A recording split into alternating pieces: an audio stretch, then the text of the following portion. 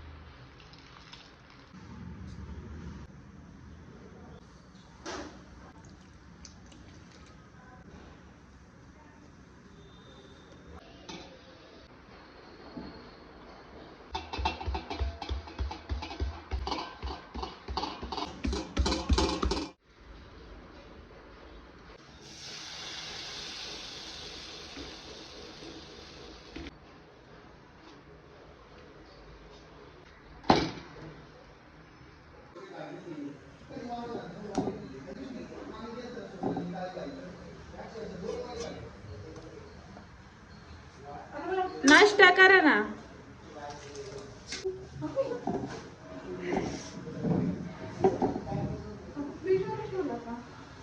आणि भांडे तसेच ठेवले.